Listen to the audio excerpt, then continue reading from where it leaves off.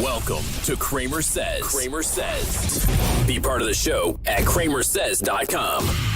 Interact on Twitter at CramerSez. Now, Kramer Says. Welcome. My name is Kramer. This is the Kramer Says podcast, and we are live. It is Friday Night Live. Get your calls going right now. 877-619-3899. Running a little bit behind schedule. Had a little bit of problem with my tongue today. Got a sore on the back of my tongue. I think I'm talking too much. And so we're running a little late. But with that being said, we're here. The phone lines are open, 877-619-3899. Can't wait for you to start calling in and talking about the subjects that we have online tonight. It's going to be an interesting evening because what we want to talk about are the things that are going on. And we want to hear from you on what you have to say about the things going on in our nation and what we're being expected to swallow on a daily basis. What our government, what the mainstream media, and what your neighbor next door expects you to believe. I think it's interesting that after the last 3 years, people still have any faith whatsoever in proclamations of we're doing this for your safety, we're doing it for you. We just don't believe them anymore. We've gotten to the position where why should we believe them? Why should we believe any of these sources? We find out time and time again that they've got their own personal agendas, that they're doing things for their own personal reasons. They're not benefiting us. They're not benefiting the American people. They're benefiting themselves and their families.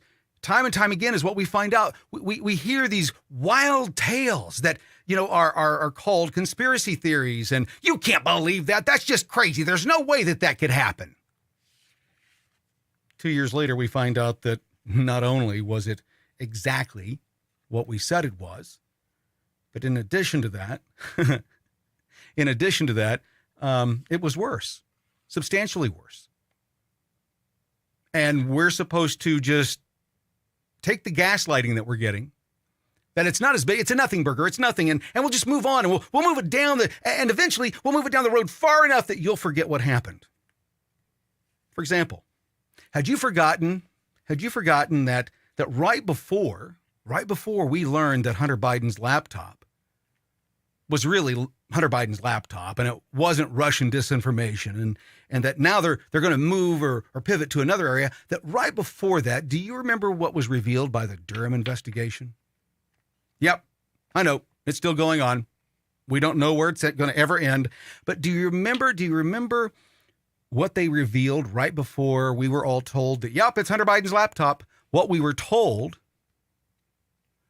was that Hillary Clinton and her campaign, along with FBI members, had spied on Trump and his campaign, and then turned around and spied on him as president from within inside the walls of the White House. That's what we learned right before we learned Hunter Biden's laptop was real. Had you forgotten about that?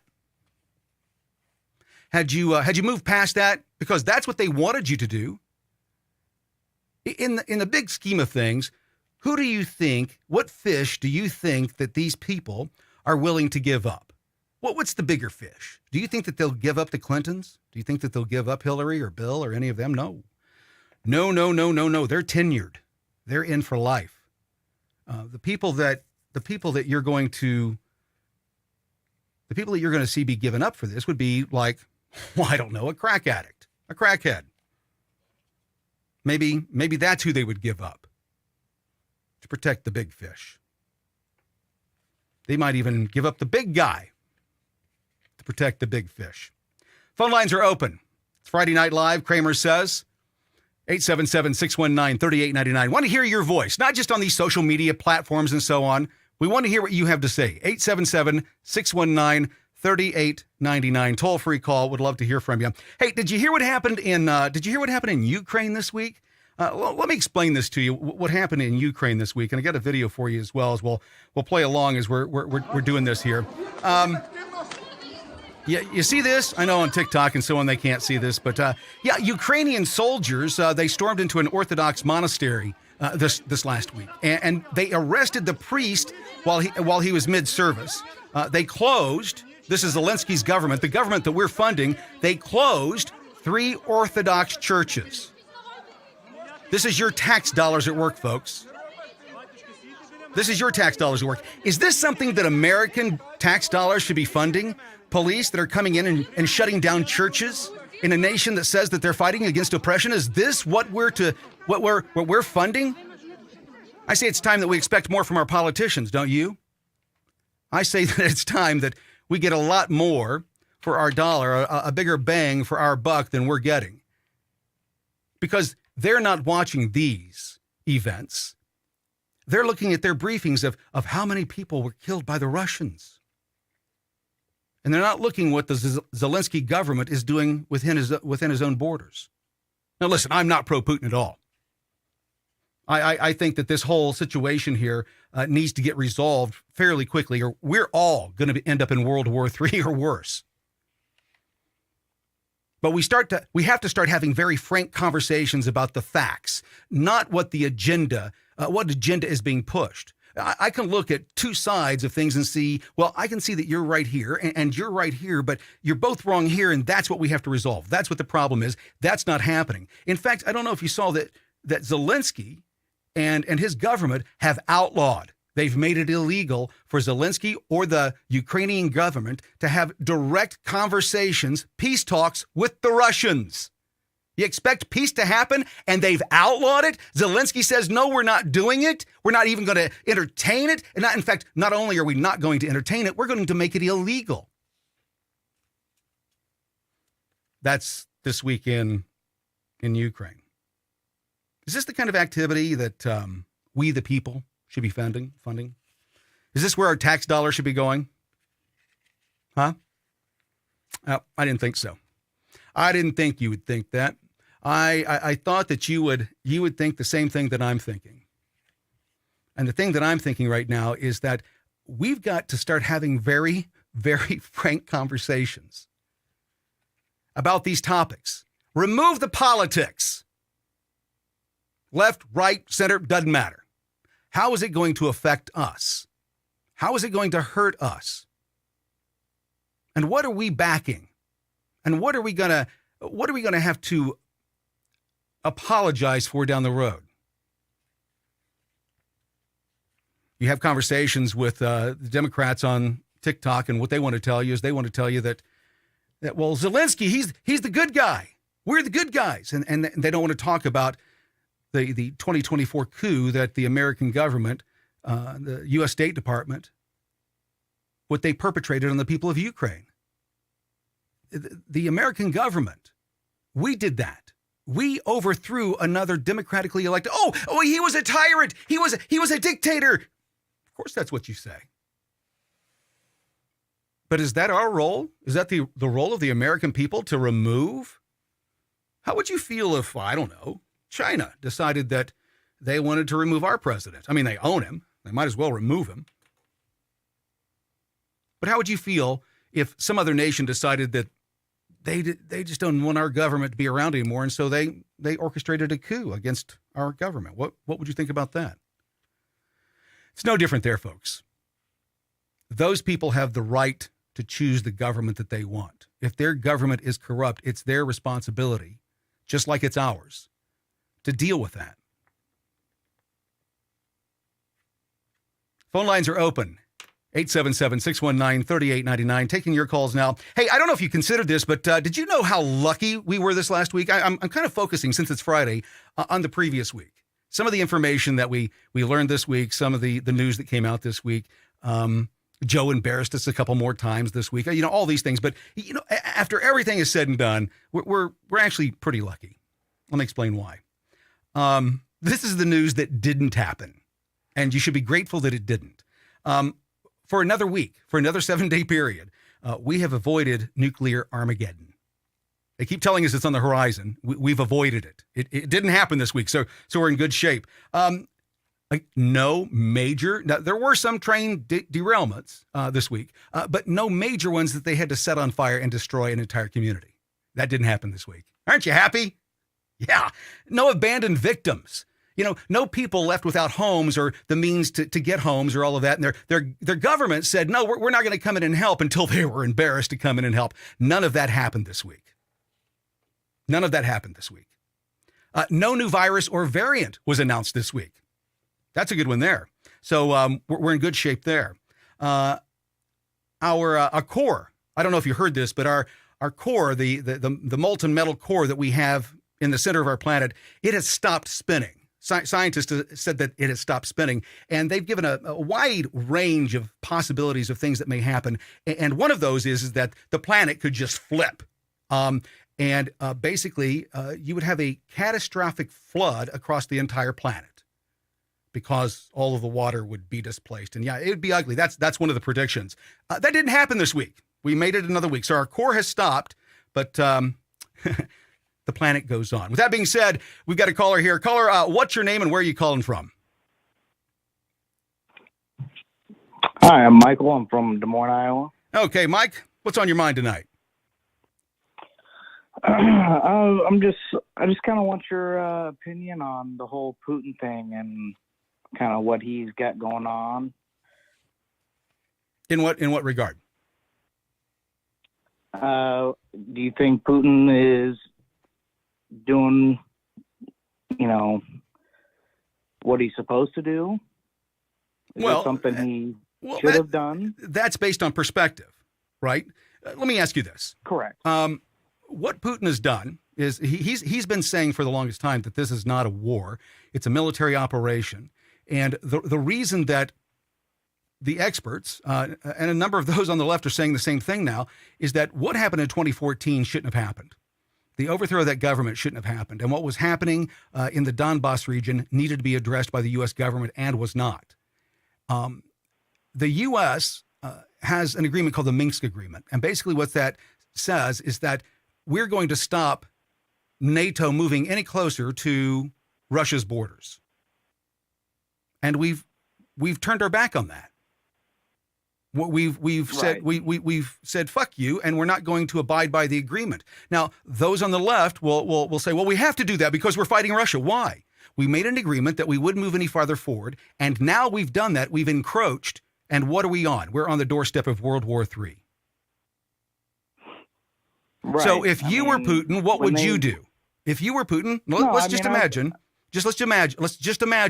that Xi Jinping parked troops in Mexico or on the border of Canada.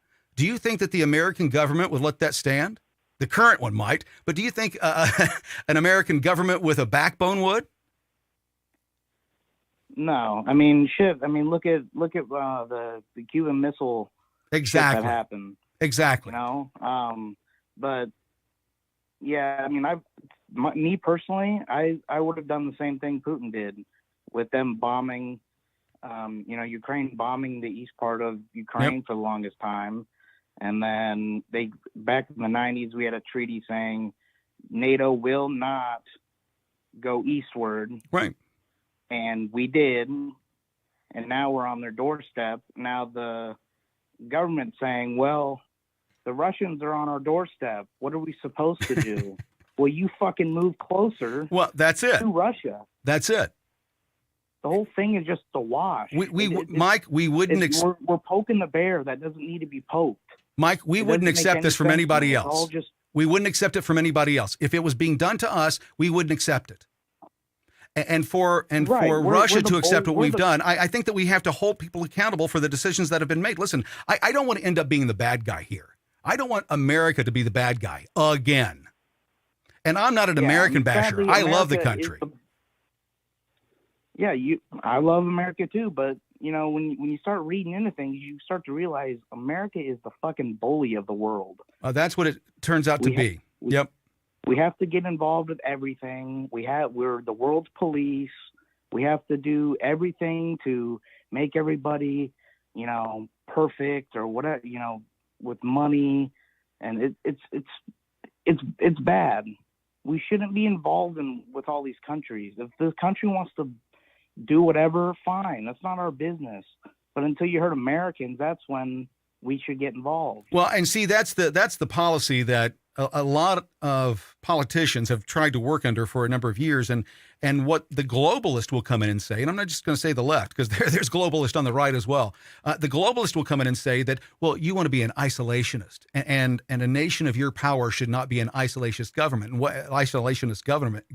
and the reason they're saying that is simple, is because they want to use the wealth and the power of the U.S. military to get their things done around the planet, to support them. I mean, that's what the banana republics were about in South America.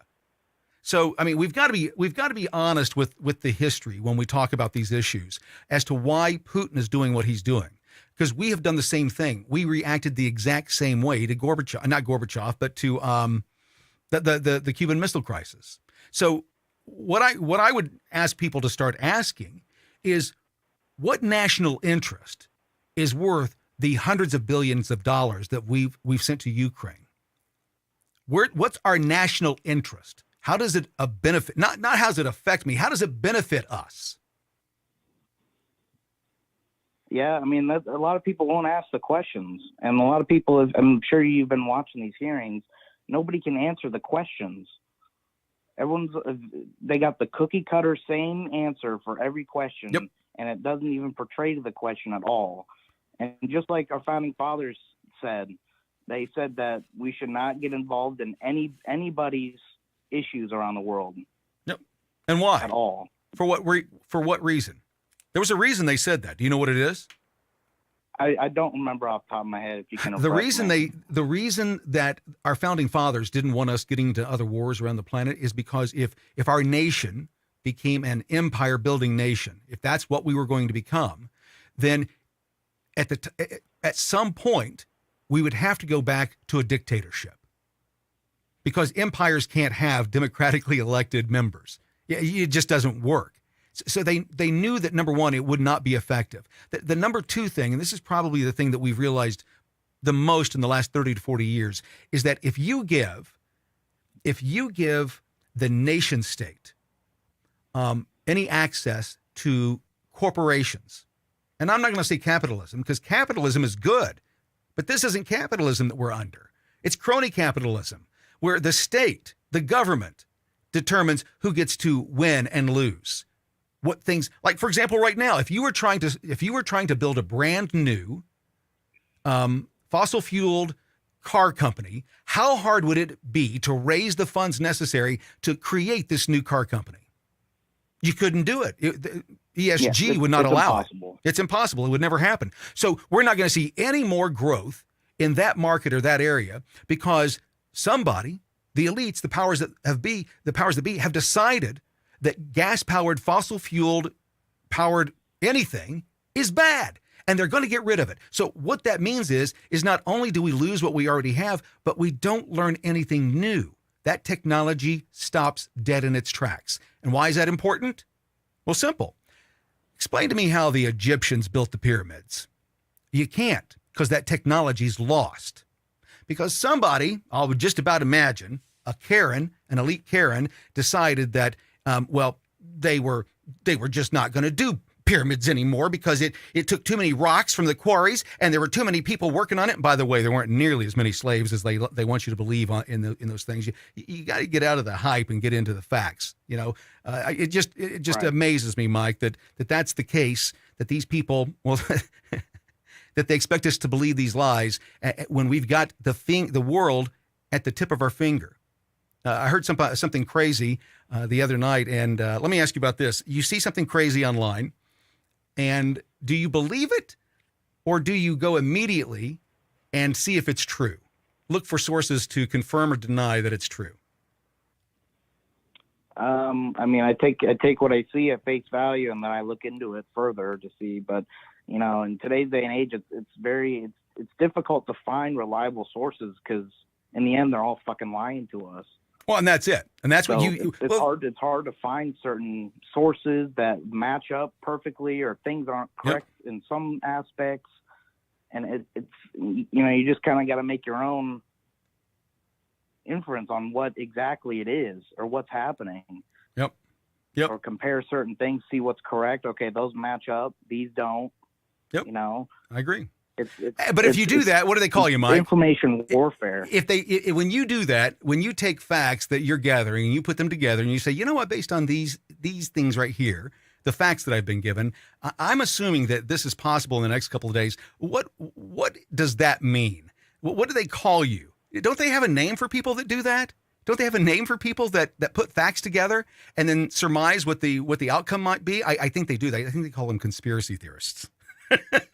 Yeah, it's I think that's what they called it back in the 30s or some shit. That started in the 40s and 50s with the CIA. Yeah, the CIA came up that they coined that term. Hey, Mike, we got to move on to other calls here. I appreciate your call tonight. Thanks so much for joining us, and go raise some hell and have yourself a beer or a drink there in I believe it was Denver that he was in. We've been talking for the longest time in this country about getting term limits together, right? Term limits. And I've got a simple solution here for you where you can get term limits in. And by the way, the phone lines are open, 877-619-3899, 877-619-3899. Somebody called in and then we dropped them by accident. So feel free to call back in. You were not denied. We dropped you by accident. You want term limits? We already have term limits, right? Every 2, 4, or 6 years, the candidates that are currently in office, what they do is they run for office again because they're at the end of their term. Make sense? They're at the end of their term. You have to give them another term. They haven't earned it yet. You have to physically go do an act. That act is called voting. When you go vote, you reenact. If you vote them back into office, you give them another term. You extend their term in office. You do that. Here shortly, after this phone call here, we're going to get to how we change that. How we get to the point where you start realizing that we don't have to wait for the politicians to enact term limits. We have to enact term limits ourselves, and we do that by not voting for the incumbent.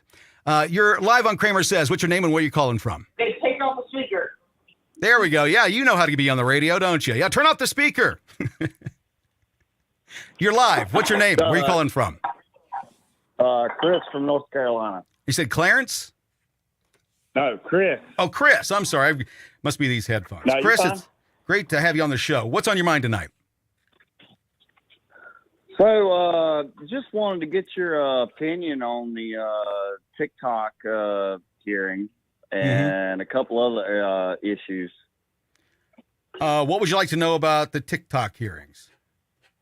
Which I already know how you feel about the TikTok thing because I think I followed about 80 some of your accounts now. Yeah. I've had a few. I in fact, on one of the TikTok hearing videos that I put up, somebody chimed in. Well, no, they don't censor you here on TikTok. I've been here since 2020, and I've never had a video, taken down. So I go to look at the guy's account. He's got 7 videos. So yeah, you're probably right. Censoring comes in numbers. I feel. Let me give you my outline of what I think is happening here with this TikTok thing. There's a number of different things being played at the same time, and what's ended up happening is that the powers that be, the people that do what I do for a living, people that are in advertising and marketing, the people that know how to spin an idea or concept, what they've done is they've all moved into place to lock in a narrative. Okay. And I think that what Congress has done in this last week was asinine. They were not prepared to have that hearing. They should not have had that hearing. They don't know what the fuck they're talking about.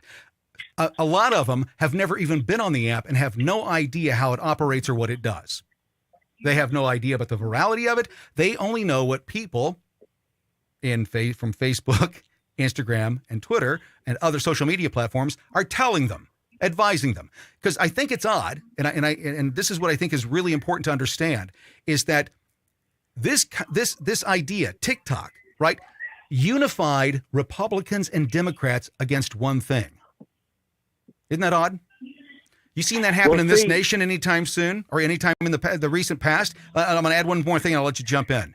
Is that the other thing that was odd is that it did the exact same thing on TikTok. Okay? So all of Congress is aligned. and all of TikTok is aligned. Isn't that strange?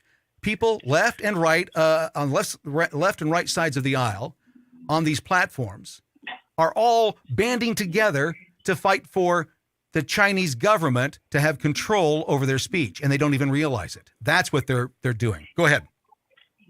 See, I feel like it's kind of a double-edged sword, my beliefs with it. So, listening to Congress,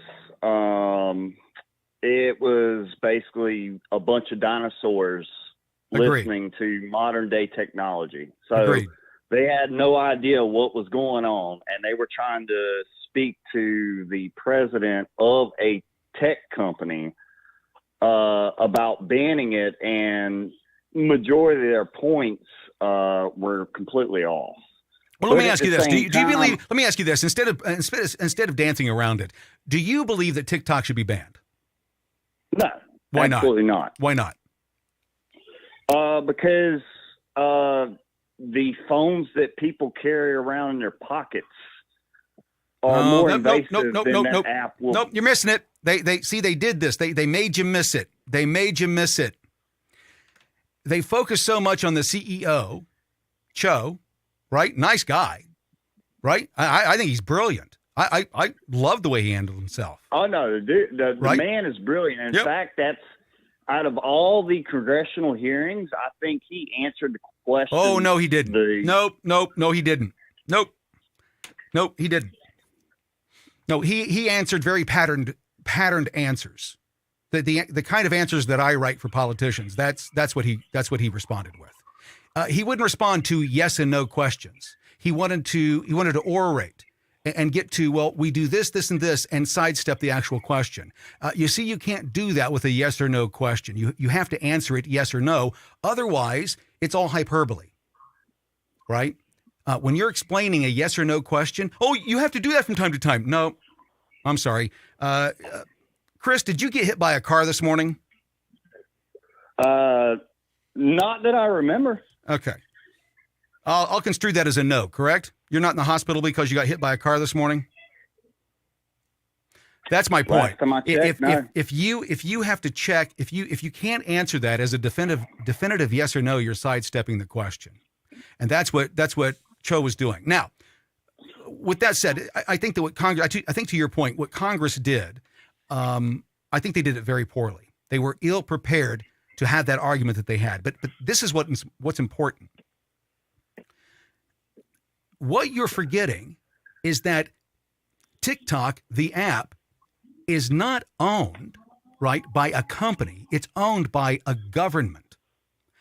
And if we're not happy with our government being involved in our speech and the content that can go up on these platforms, if we don't want our government involved in any of that, why are we advocating for the Chinese government to be knee-deep in our shit on a daily basis? Explain that one to me.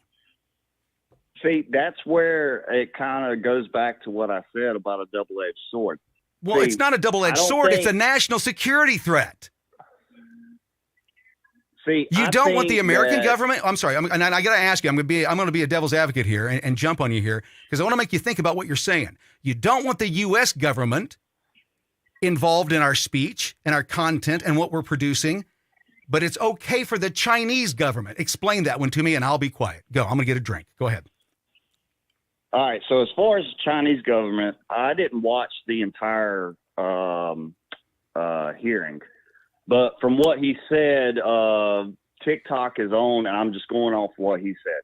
TikTok is owned by a North American company. It's ran by, I think, 3/5 of the board is American. It's solely based in America, but it's owned. Its parent company is a company that is pretty much a privately owned company out of China. Well, it's not a privately owned company. No. Shareholders. See, you have to. No, you see what you have to understand about TikTok and well, I shouldn't say TikTok. What you should understand about the Chinese system is that the Chinese government has ownership in every business. It has interest in every business. It's like Soviet Russia. Well, it's even worse than that, but we're not going to get into that here. My point is that they have an interest in every business. There are no private businesses in China. Chinese government, the Chinese government owns all IP, all intellectual product is owned by the government of China. Okay?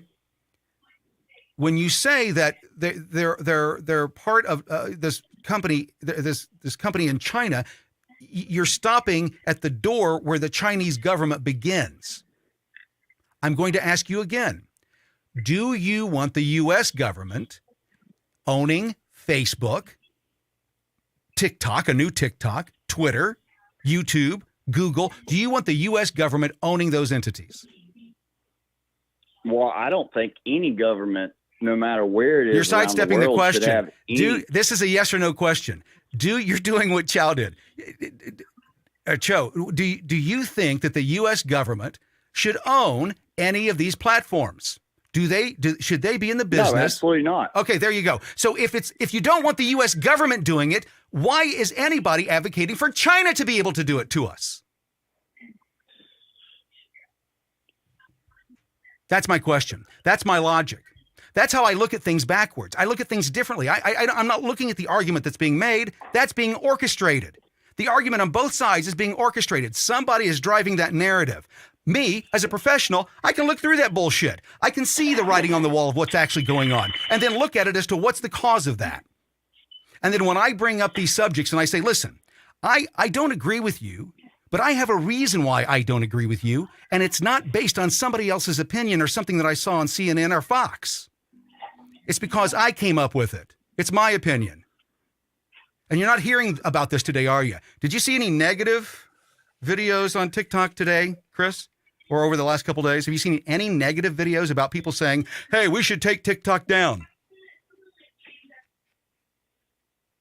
Well, I mean, I've only been on TikTok for like 30 minutes in the last couple of days, but I will say this: this is back. But let me make my point on this, and the reason I ask you that, there aren't any. Okay. You're not seeing like a slew of videos that should be saying, hey, listen, we got to take TikTok down, or a bunch of users that got together and say, hey, listen, we got to take it down because it's a danger to our nation. I know those videos went up. I know the groups that put those up, they didn't make it. They got taken down. Now, oh yeah, I've seen those. Okay. They don't stay up very long. Right. So my point is that the Chinese government can make you think that everybody is pro-TikTok and pro-Chinese government and anti-Congress. That's what we've seen over the last couple of days. That's the power of this application. That's why the U.S. government needs to look into it. It's a national security threat. No government needs to be monitoring our language or what we're doing or having our biometric information. If we're not going to allow the U.S. government to do it, I definitely do not want China to do it. Mike, Chris, thanks so much for calling in tonight to the show. Please join us again. Great guest. We are moving forward. I started to get into how we're going to end up with the term limits. And next caller, that's what I want to talk about, is term limits. We can hold our politicians accountable by limiting their term. How do we do that? Well, we don't let them go back to office. In fact, what I'm saying is that I'm so upset with the entire system from top to bottom that I've got a new rule. And my new rule is this. Unless I know you personally and I know who you are as a candidate, unless I've known you for years and I know your reputation, I know your heart because I know who you are. Unless that's the case, I'm not voting for another incumbent as long as I live. I'm done. The new guy in the primary or chick always gets my vote. I don't care who it is. The incumbent will no longer get my vote in the primary. I'm done. I am done. That's what we can all do.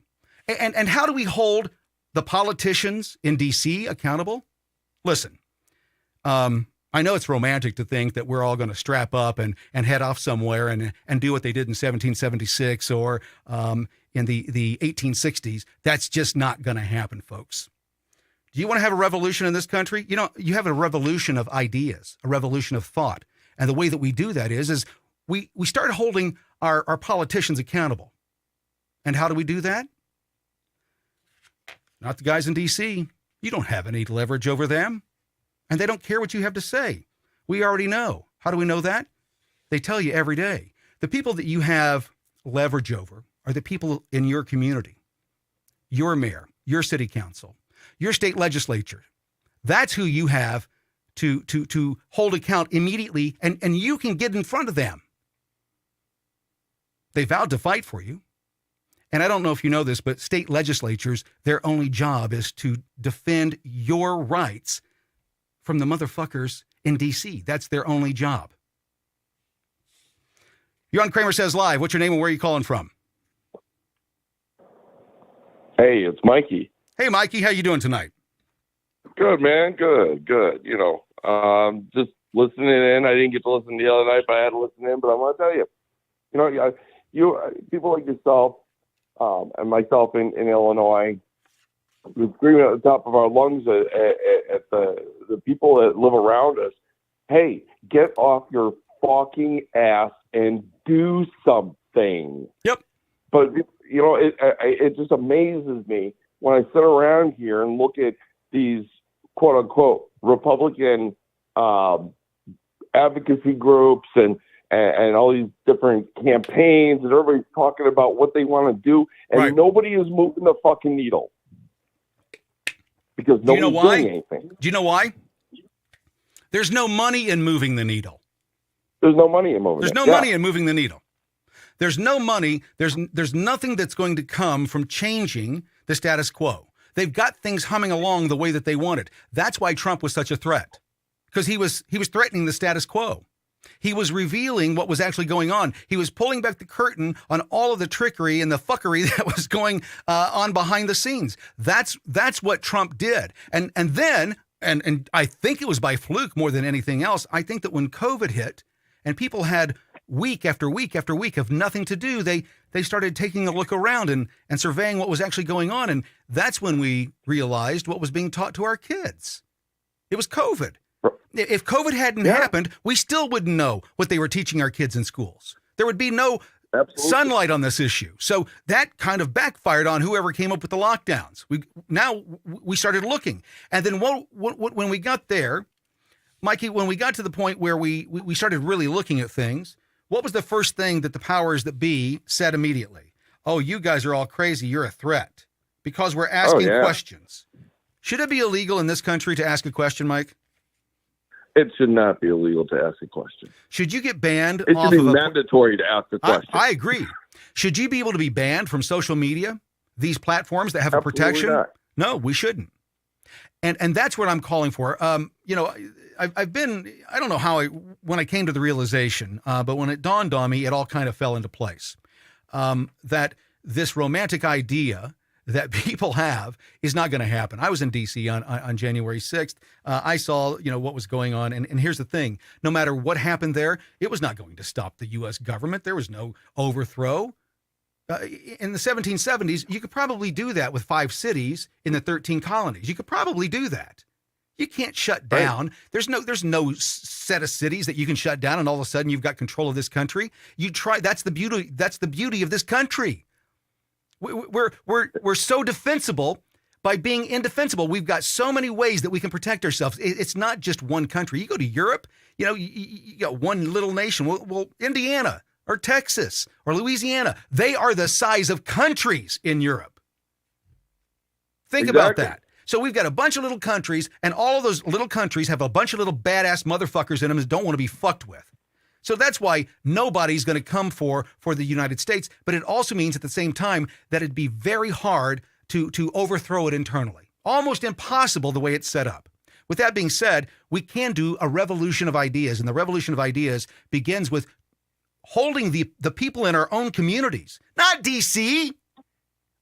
They're the corruptest of the corrupt. The people that we need to get are the people before they go to D.C., before they learn how to pull all these shenanigans. That's what I was going to say. If you don't stop these motherfuckers at the local level, these people get to D.C. Yep. Your library boards, your fucking village councils, your county boards, your schools. You got to get to these motherfuckers and ask some hard questions in the middle of a whole group. Yep.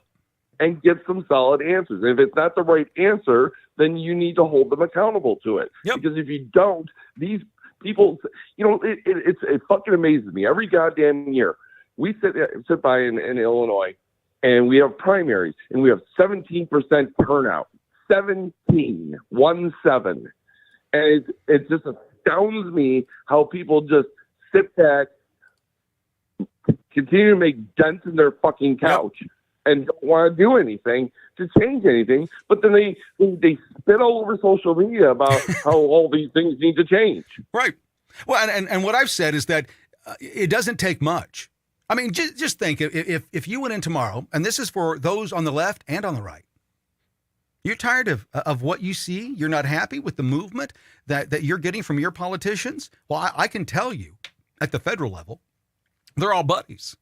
There are a few that don't like each other, really don't like each other, but the most of them, it's a country club, right? You ever been to a country club? They all get along behind the door after the cameras are off. It's all a big show, right? Oh, I hate him. He's my worst enemy. And then you see him 2 years later and they got their arms around each other. They were friends the entire time.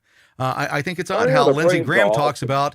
I think it's odd that how Lindsey Graham talks so honorably about or so favorably of Joe Biden. Says he's one of the most honorable men he knows. You have to respect him as a person, right? I don't. Respect shit. Okay, so Mike, would you join the activity of this next election in 2024 that we started enacting term limits, and the way that we enact term limits is that none of us vote for the incumbent, regardless of what the party is. None of us vote for the incumbent. We go for the new guy, right? And the new guy, has to take a vow of going in and signing term limits, and that's their only job, term limits. And if we did that across the nation with enough people at the federal level, we could upset the apple cart. But it's going to be up to us. And this narrative that we always hear, and I want to say this because I worked in politics, and it cracks me up when I hear it. Well, Kramer, same here. We don't want to elect, get rid of the devil we know for one we don't. Do you know who said that? Yeah. Do you know who came up with that line? Politicians marketing because they had a serious opponent. The incumbent said, "Hey, you can't try. You know who I am, right? Did you see? And oh, brother, we're out there. You know me. I'm Pappy Daniels." You know me. The lesser of two evils. Exactly. Of two evils. And what we've got to start looking at is that, listen, I know how you fucked me. I don't know how he's going to fuck me yet. I'm going to take my chances with this guy. I think it's time that we start taking that mentality because we see what happens. How many politicians have you heard of, Mike, that got to D.C., basically paupers, making their $176 a year or $174 a year, whatever it is now. Yeah. And within 10, 15 years, they're multimillionaires. How does that happen? It doesn't happen legitimately. That's what I'd say. Let me put it this way. In the heyday, right before COVID hit, my advertising agency, my income was somewhere in the ballparks of $700,000 a year. I made a lot of fucking money. Nice. With that being said, I haven't been able to figure out how to leverage all that extra dough that I had laying around into 15, 20, $30 million in 6 or 7 years, which is what we see time and time again with these guys. No, you don't have the right stock option, pointers before they drop or. Yep. Isn't it funny that when I can't remember the kid that put that site together that tracked Pelosi's stock buys and started going after all the politicians and their stock buys and so on, and they tried to outlaw that. I think that's telling, right? And then when they realized they couldn't outlaw it, what did they do? Well, we're going to look at limiting that capability in the next Congress if we win. If we win, and they were expecting a red wave. I mean, politics. I love politics. They are counting on 6 weeks. I'm saying this for a specific purpose. They are counting on 6 weeks of time to go by from the point that they said that, because most people forget what was said 6 weeks ago. Oh yeah, well, 6 weeks, 6 days. At the news cycle right now, it seems like we're drinking from a goddamn, fire hydrant with information. So, all right. Let me ask you this: your neck of the woods, what's the biggest issue? Sure. Crime. Explain that. Crime is a big one. Obviously, the COVID mandates, the Pritzker is still signing executive orders, after almost every state has let them lapse. Obviously the monumental amount of, and I use this word begrudgingly, the monumental amount of corruption that goes on in this state that has been fostered from 50, 60 years past. Yep. Thanks, Mike Madigan. Those are the main issues that people are looking at over here. And I go back to, again, what I was saying earlier. Do you think that our elections can fix this issue if we keep doing elections the same way, meaning that we just go in and we keep re-electing the same people over and over and over again? Do you think that we can resolve these issues by keeping the same blood in the system? Absolutely not. But here's the challenge to that. The challenge to that is, when, in this particular last cycle that we had last year, we had a lot of new blood running for office, both on the House side and the Senate side for Illinois. And what ended up happening was the House Republican Caucus, not the House Republican Caucus, I'm sorry. It's the Senate Republican Organization and the House Republican Organization. And these are all a bunch of suck-asses. Yep. Who, I know who you're talking about. I worked for him in the state of Indiana, right. Same group. Yep, I worked for him. It's the caucus. Right, exactly. Right. It is. And they go out of their way to find dirt on on the candidates and shove it over to the Democrats so that person has no viable chance of winning, and then they cut off all the money that these people could possibly raise. Yep.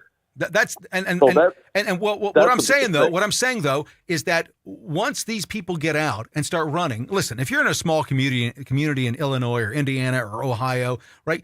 The way that you win your community is not through advertising. It's not radio and TV. It's knocking on doors, right? It's being at the chicken fry, the fish fry, and all of that stuff, right? That's how you win in these small communities. So that doesn't play with me because I've worked in politics. I worked in politics for 15 years. Let me finish. Is that we know that they're going to do this. What we have to start doing is educating the voter, telling the voter this is what's going on. This is what's happening.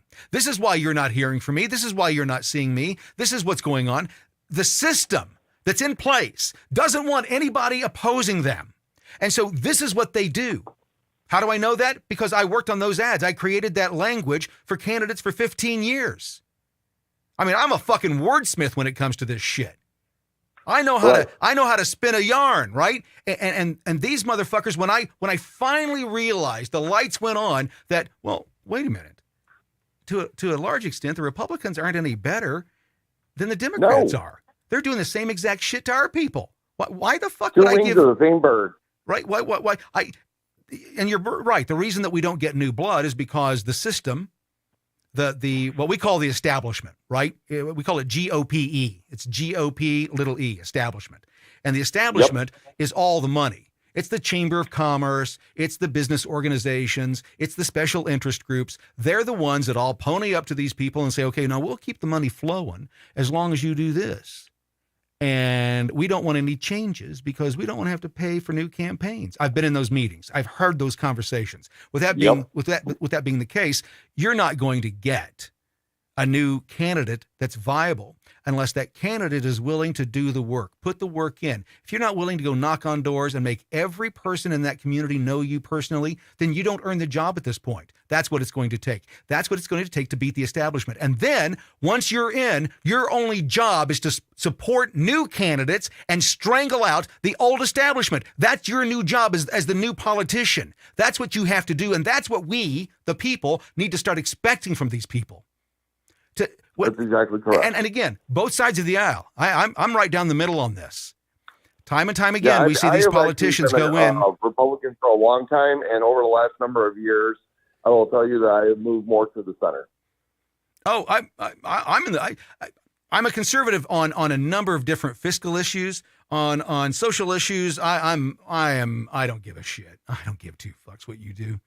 As long as it doesn't interfere with what I'm doing or me or mine, I don't care. It doesn't matter to me at all.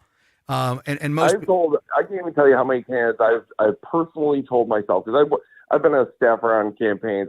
I've ran for office myself and won. And I tell these candidates, when I ran for my office for county board, you know what I did? I literally I knocked on every single door in my district. Yep, that's how every you win. single door, 4 to 5 times. Yep.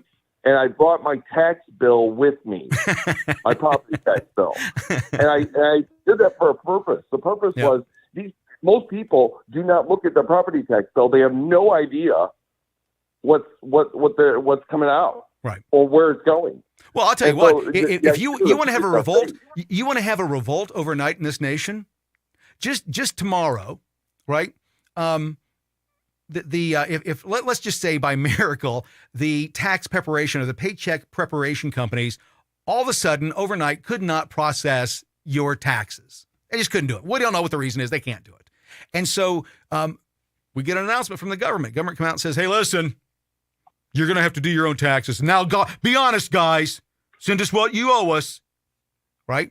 And the moment that people would work a 40-hour, 80-hour week and then have to sit down at the kitchen table on Sunday night and look at what they got paid and then look at the charts that the government would provide them, give their little calculator. I'm sure they would provide a free calculator, right, to make it easy for everybody. Oh, yeah. And you put the calculation in, and they would see what they're going to have to take out of their check and send to the government.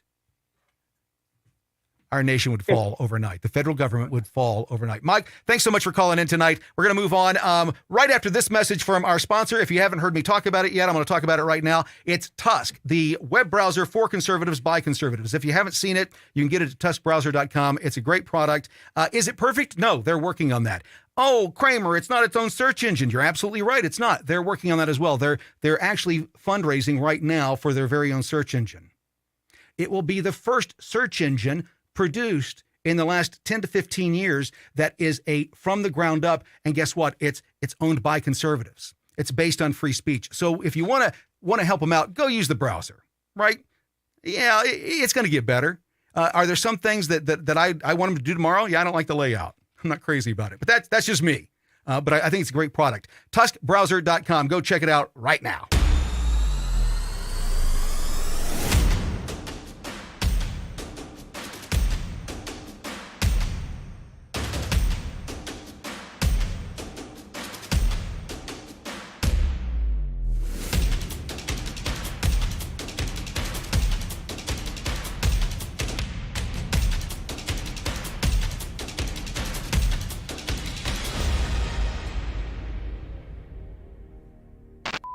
And welcome back. This is the CramerSez podcast. CramerSez live on a Friday night. What is it? Is it Friday night? It's all Friday. My wife said this morning. She goes, it's Friday.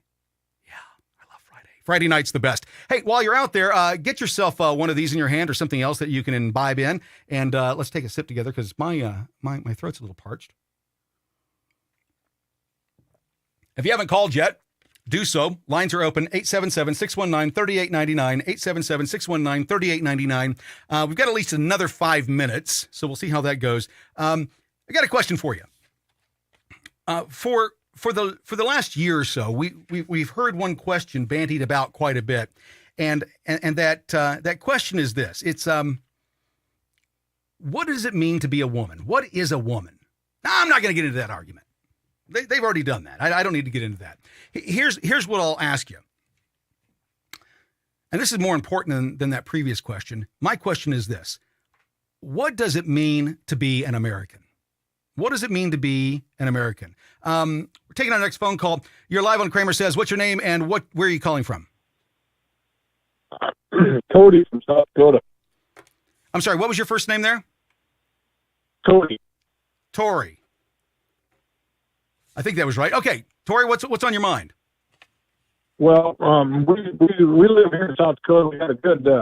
You don't have any cell governor. towers. You don't have any cell towers near you, do you? No, we're pretty goddamn sporadic out here. Pretty shitty.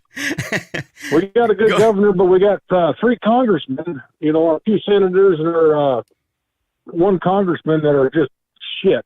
Yep. And they won't stand up for anything that we do in our goddamn state. And what you're saying is point on. And to stand up and fight this tyranny, we got to teach our young children Yep.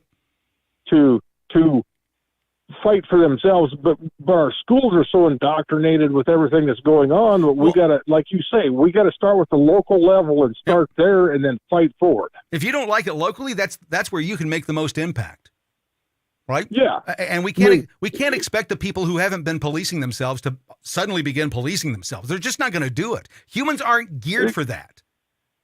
No. We all want to go along with what's social acceptable, and just we don't want to buck the wave. We don't want to. And when you do step up and buck the wave on the damn situation, they want to throw you underneath the bus and run you over, which is bullshit. Yep.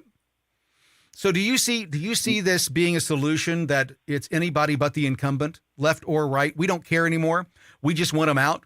Anybody but the incumbent. We want fresh blood. We're just not going to vote. Can you see that taking off? Can you see people doing that?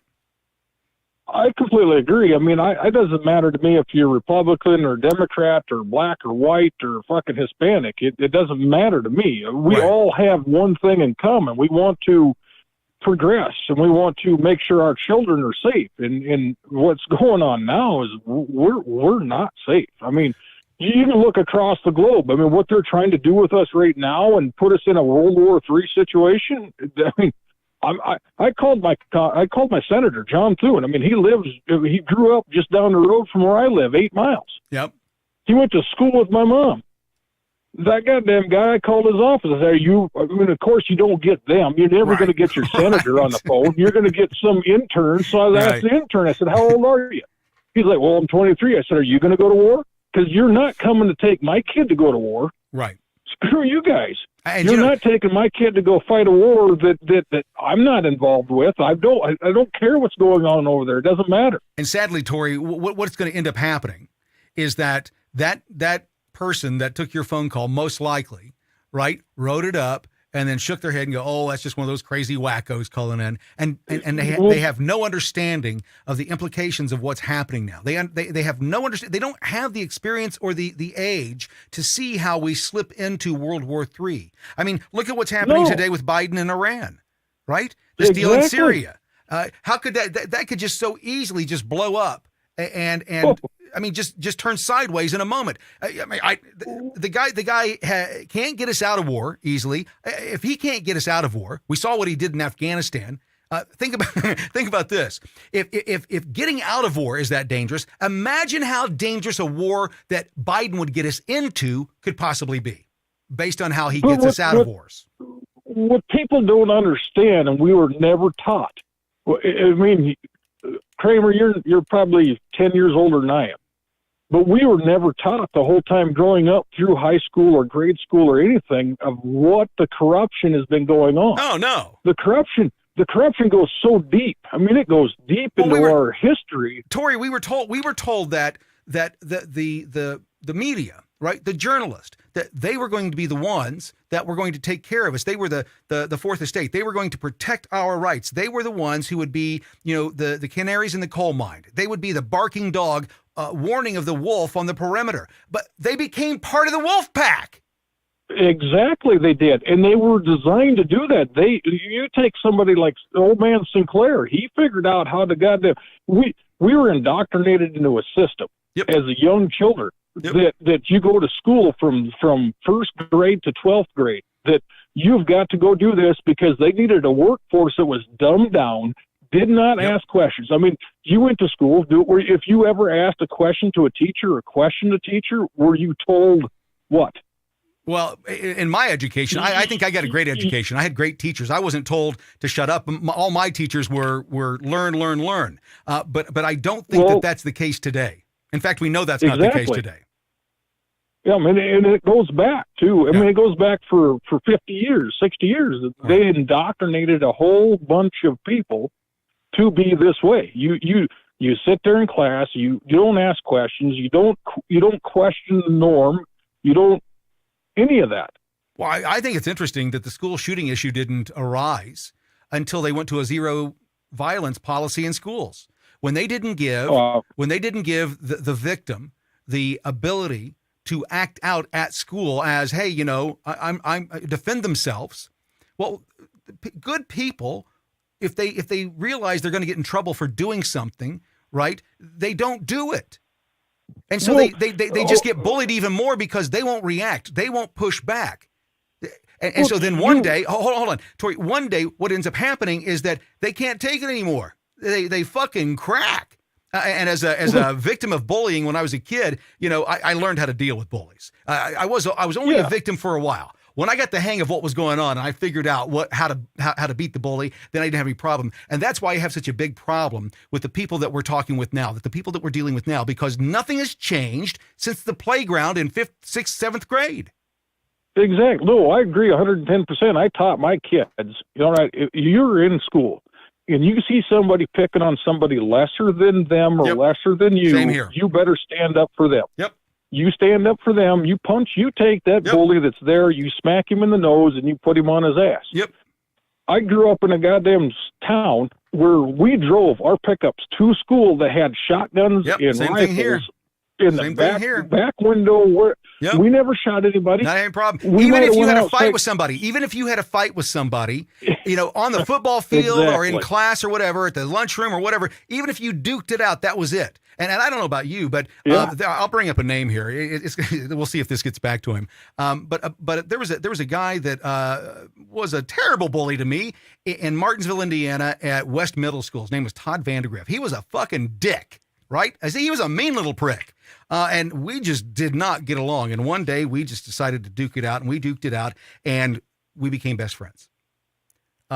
Well, that's usually what happens. Yeah. But I mean, back to the point that our children are not taught right. And I mean, if you want to, like you say, you got to start at the local level. Yeah. You got to get out and make sure you got the right people in your school board. You got to make sure you got the right people in your city council, or the right people in your county commission.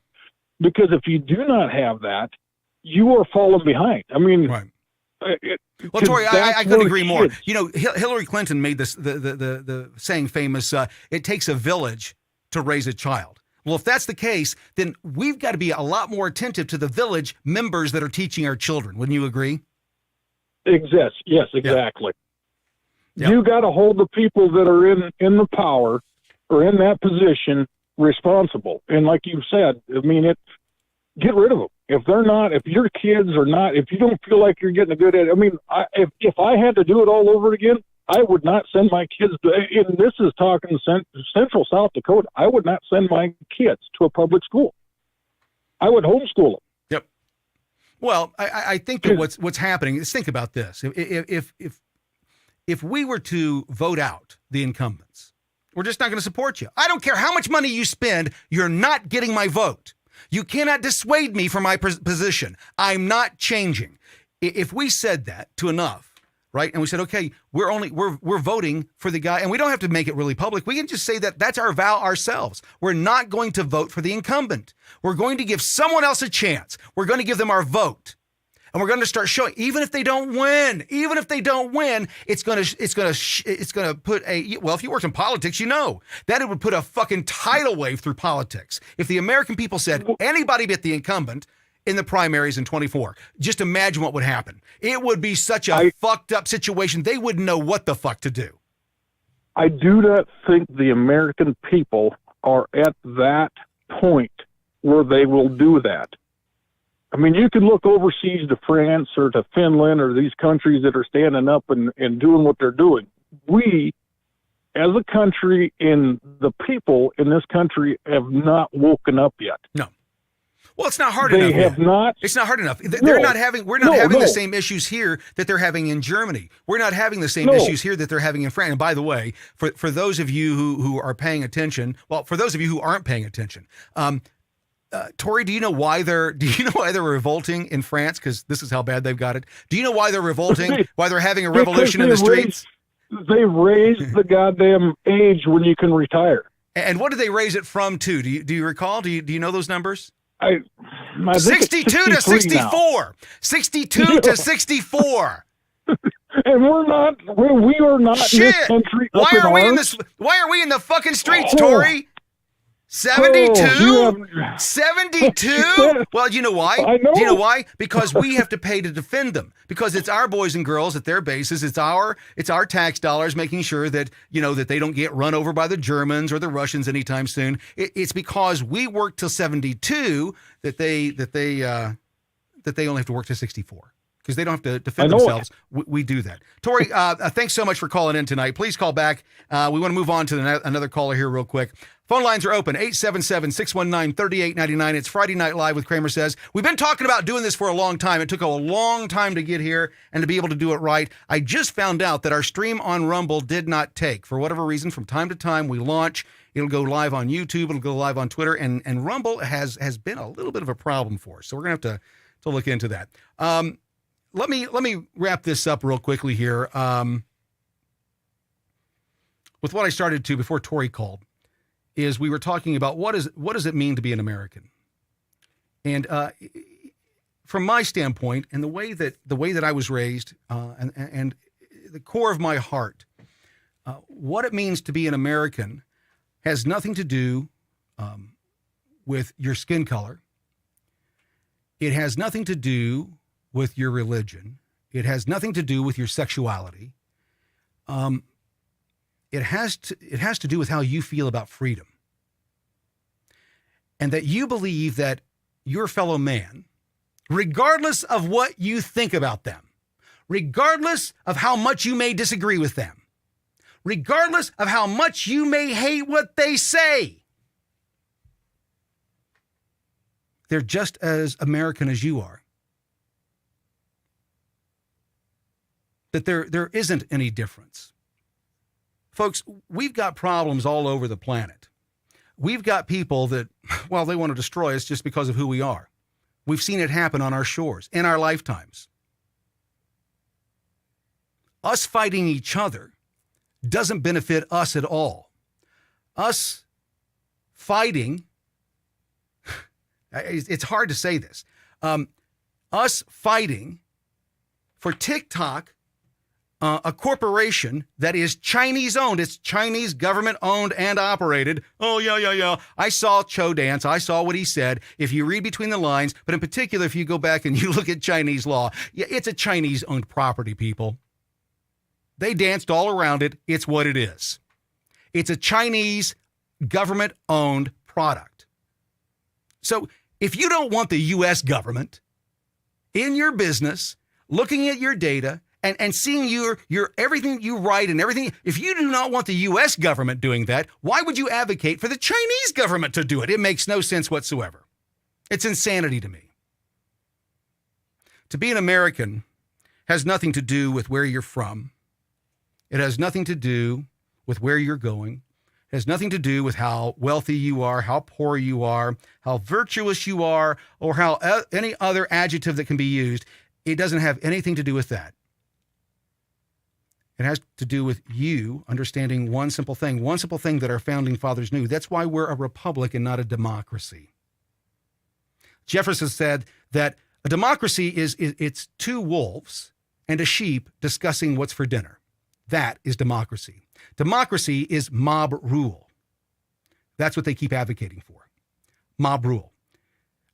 Mob rule means that the majority, whatever the majority wants, they get. Imagine that. If whatever the majority wants, the majority gets.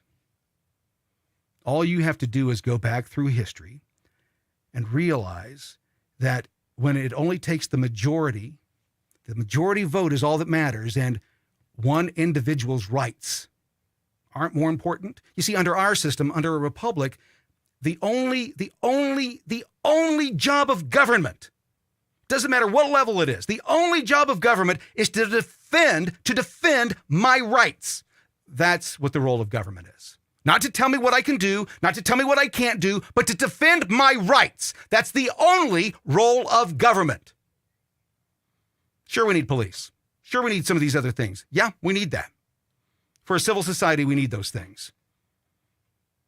But these are servants. They were named servants for a reason. They serve us. They are not our masters. It's time that the American people remember that. Every weekday night at 10 p.m., join me. We'll go live. We'll have this conversation. We'll get into it. Hopefully, Rumble will work next week. And you can always call in live. 877-619-3899. 877-619-3899 is the number to call. We appreciate all the calls tonight. My name is Kramer. This is the CramerSez Pet Podcast. We will be back again tomorrow, Monday night or sooner. We'll see you then. Bye-bye. Get more at CramerSez.com. CramerSez.com.